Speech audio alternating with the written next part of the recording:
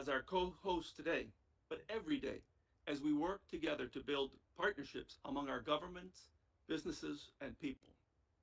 It is now my pleasure as chairman of the council to introduce our first keynote speaker, Vice President Kamala Harris. With a strong commitment to justice and democracy, the Vice President has dedicated herself to public service as District Attorney, as California's Attorney General, and as the U.S. government's effort to deliver relief and boost economic opportunity in the region. She is leading a comprehensive strategy that includes engaging governments, international institutions, philanthropies, private sector leaders, and community leaders to help create opportunities for the people in their home country. Madam Vice President, leading the administration's efforts to address this challenge is in keeping with your commitment to the good of our country and our hemisphere. We at the Council of the Americas understand the difficulty of the task you are undertaking. We are grateful for you for doing so, and we stand ready to partner with you as you lead this critical initiative. So it is truly an honor to welcome you today to open our 51st Washington Conference on the Americas. We look forward to deepening our relationship with you in the interest of a secure, prosperous, and democratic hemisphere. Madam Vice President, the floor is yours. Good morning. Good morning. It is truly an honor to be with you today. And thank you, Andres Gluski, Susan Siegel, Aaron Farnsworth, for your leadership. The membership of the Council of the Americas includes so many leaders who are truly committed to strengthening economies and democracies throughout the Western Hemisphere. And I'm very pleased to join you today. Last week, President Joe Biden and I reached the 100th day of our administration. In that time, we have let the world know, and the president has been very clear about this. America is back. We have rejoined the Paris Agreement. We are ending our nation's longest war. We are rebuilding our alliances and engaging partners all over the world. And we are revitalizing our relationships throughout the Western Hemisphere, from the southernmost parts of South America to the northernmost parts of Canada, and everywhere in between. The Western Hemisphere is our home. And because it is our home, because the people within it are our neighbors, it is imperative that we promote democracy and good governance, security, and prosperity within the region. It is also important that we build relationships throughout the hemisphere that are based on dignity and diplomacy. Relationships that are both candid and collaborative. The strength of the United States of America depends on the strength of all of the Western Hemisphere. In so many ways, our fates are intertwined.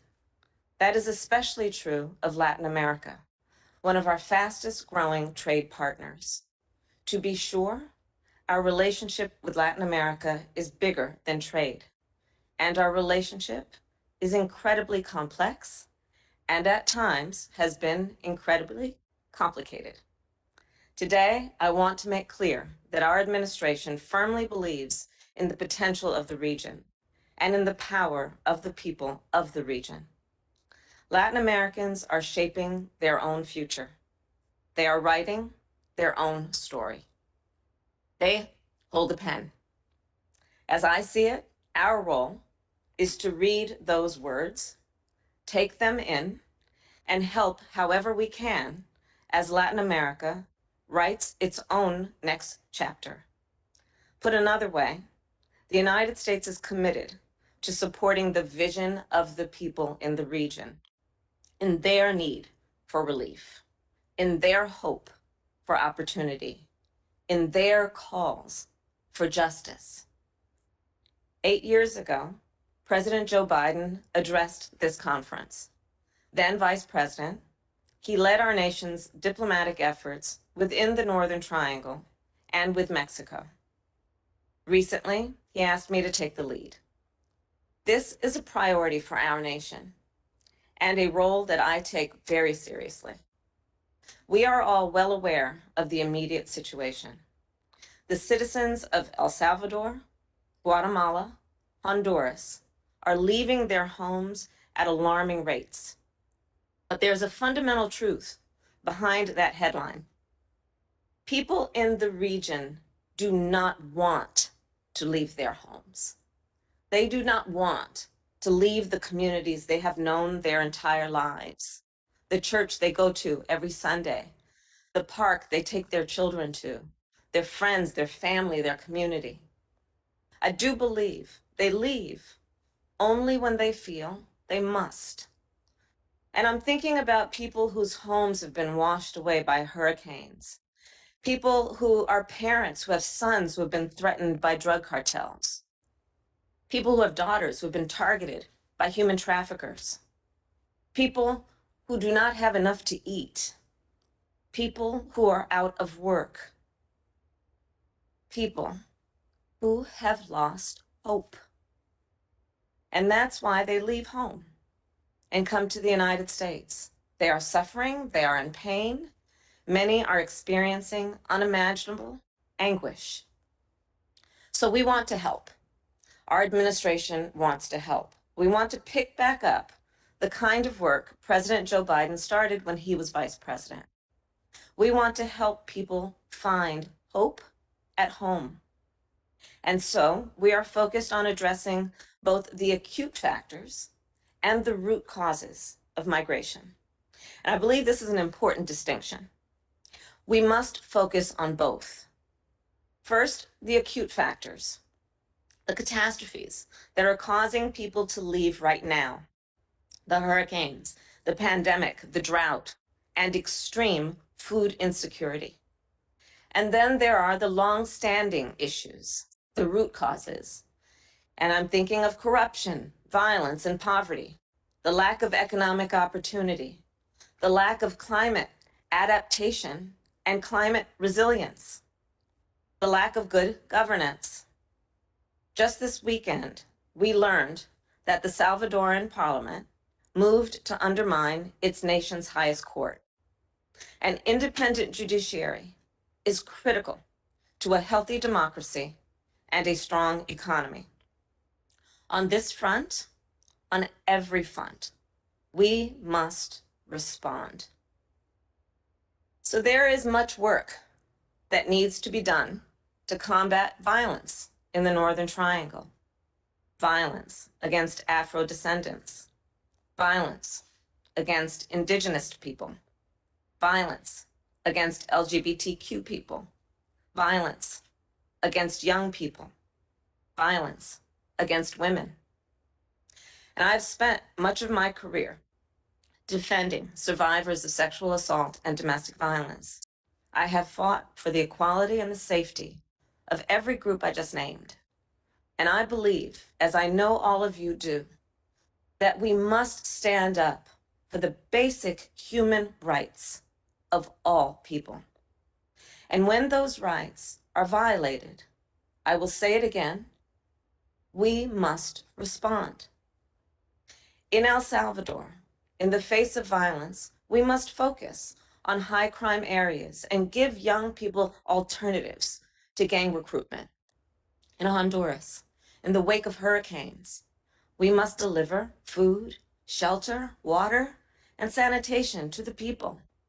And in Guatemala, as farmers endure continuous droughts, we must work with them to plant drought-resistant crops.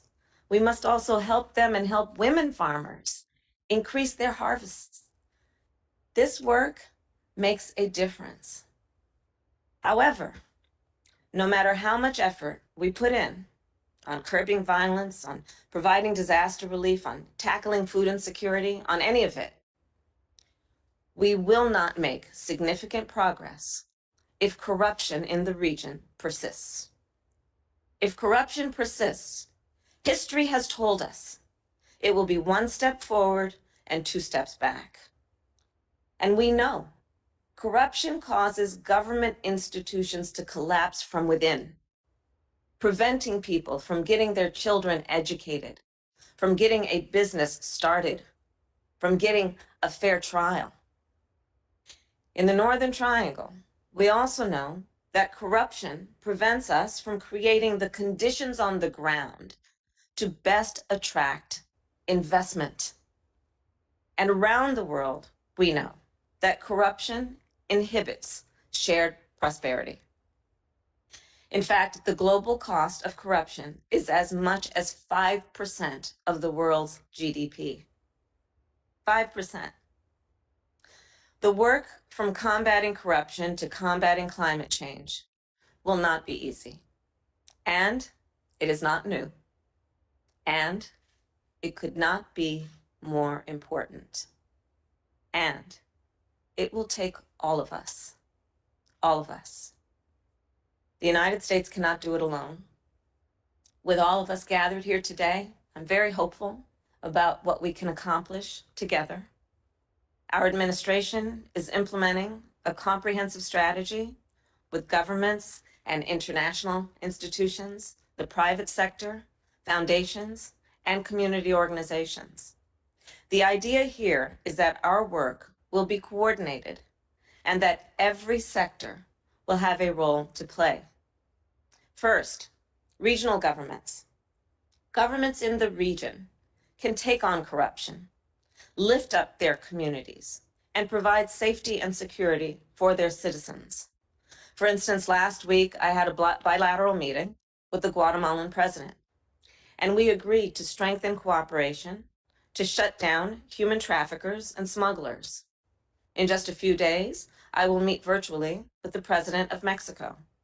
And in a month from now, I will visit both countries. Second, there is a role for governments outside of the region and international institutions. The United States ambassador to the United Nations is working within the UN to support their humanitarian response plan.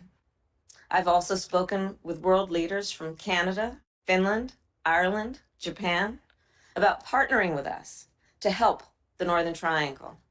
And for our part, the United States has announced that we will send an additional $310 million to the region.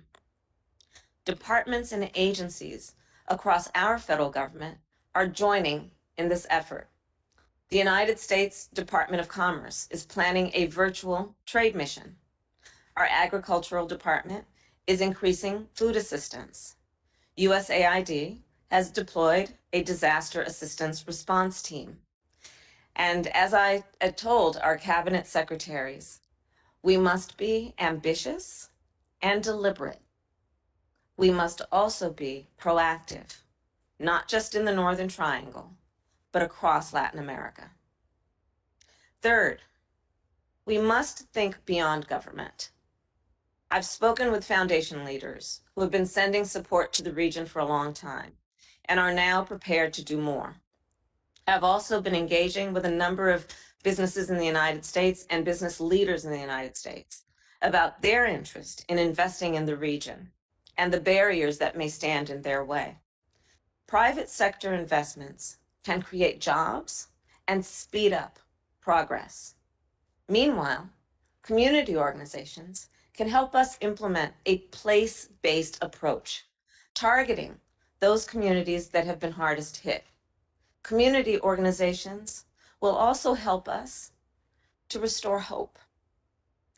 Last Tuesday, I had a virtual meeting with a group of longstanding community leaders in Guatemala. They talked about the work they have been doing to feed people, to house people, to find people jobs, all while taking on relentless corruption. It is hard and difficult work that they do, and they are 100% committed to it. And they've committed their lives to it. They are committed to building a better life for all of those people they serve. And when I met with those leaders, I was reminded not only of the region's problems, but also of its potential to recover, its potential to rebuild, its potential to write its next chapter. It is in that spirit that the United States will continue this work, knowing that we are neighbors, knowing that our strength depends on one another, and that our hope grows together. Thank you, and may God bless you. Thank you.